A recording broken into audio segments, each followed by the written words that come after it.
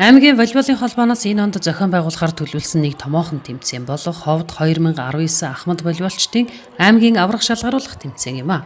Энэхүү тэмцээнийг Манхан сумын иргэдийн төлөөлөгчдийн хурал, засаг даргын тамгын газар, Манхан сумын спорт зохицолбортой хамтран өнгөрсөн амралтын өдрүүдэд буюу 6 дугаар сарын 15, 16-ны өдрүүдэд Манхан суманд зохион байгууллаа.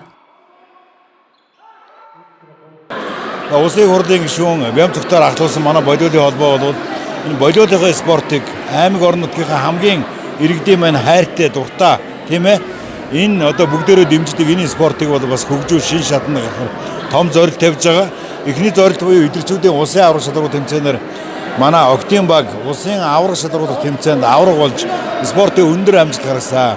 Өнөөдөр Манхан суманд болсон энэ Ахмадын тэмцээнд маш олон ахмадууд оролцож волейболын спортын маань одоо нэгэн үеийн түүхийг бүтээж явсан.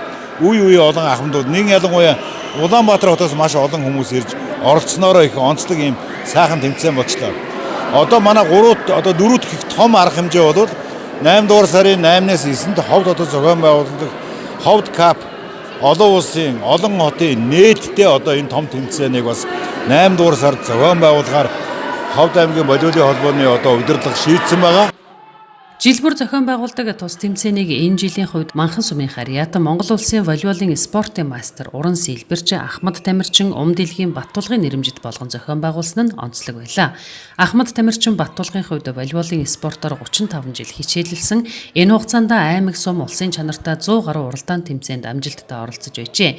Одоо ч өсвөрийн тамирчдыг бэлтгэх чиглэлээр санаачлаг гарган сумандаа секц дугуйлан хичээлүүлж байгаа шилдэг Ахмад Тамирчдын нэг юм а. Тийм учраас энэ жилийн тэмцээнийг Умдэлгийн Баттулгын нэрэмжит болгон зохион байгуулсан байна.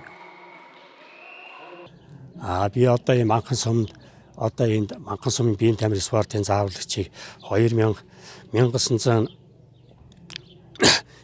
оноос 2001 он хүртэл 8 жилийн Манхан сумын биеийн тамирын спортын зааварлагчлах хугацаанд сум аймаг орон нутгийн хэмжээнд амжилттай 16 сумын аваргыг дурууд аймгийн аваргыг 3 удаа хийж тэр хугацаанд болж хэдний шавьтай болсон одоо олон шавьтай. Нийт нь одоо энэ Манхан дээр ирээд 3 сар одоо хүүхдүүд энэ төлбөрөөр сургалтыг зохион байгуулж олон шавийг бэлтгэж байгаа.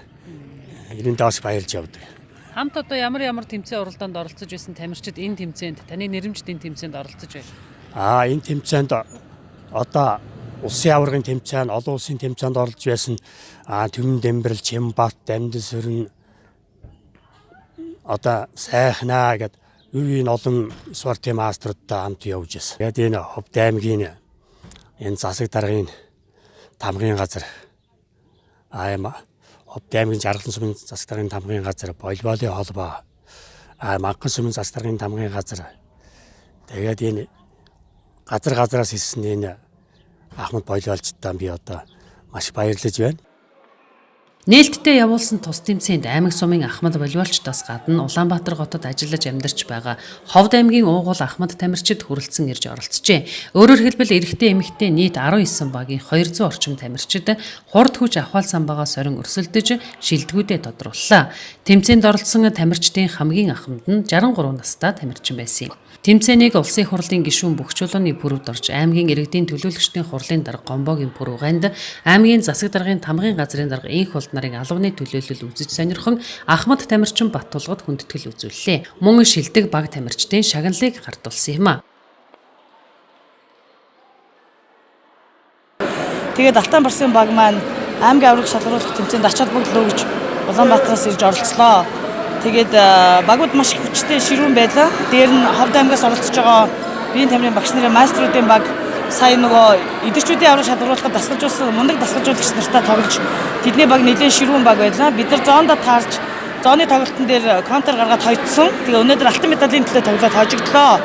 Гэхдээ хожигдсон ч гэсэн маш гайхамшигтай тоглолтыг үзүүлсэн. Тэд нар мундаг хүмүүс байлаа. Тэгээд нийт Алтан Барсынхандаа аз жаргал ирүүлэх спортын өндөр амжилтыг хүсэн өрөөё.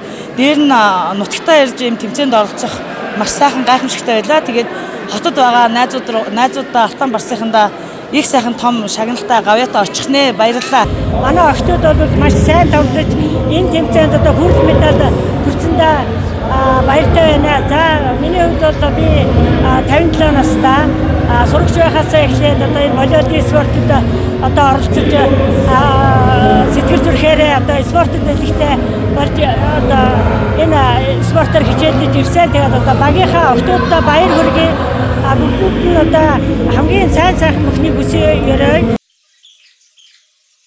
Тэмцээний 35-аас 45 насны эмэгтэй ангилалд Цэцэг төвийн баг тамирчид 1-р байр, Алтан Барсын баг тамирчид 2-р байр, Алтан сумын баг тамирчид 3-р байр эзэллээ. Харин 40-с 49 насны эрэгтэй төрөлд Манхан сумын баг тамирчид 1-р байр, Үеийн сум дахь Хөлийн цэргийн Тэг 130-р ангийн баг тамирчид 2-р байр, Ховд их сургуулийн баг тамирчид 3-р байр эзэлсэн бол 46-аас дээш насны эмэгтэй төрөлд Бүсийн онцлогын эмчилгээний төвийн баг тамирчид 1-р байр, Үеийн сумын баг тамирчид 2-р байр, Манхан сумын баг тамирчид 3-р байр, 50-аас дээш насны эрэгтэй төрөлд Буянтын боргон компани баг тамирчид 1-р байр, Манхан сумын баг тамирчид 2-р байр, Жаргалан сумын баг тамирчид 3-р байрыг тус эзэллээ.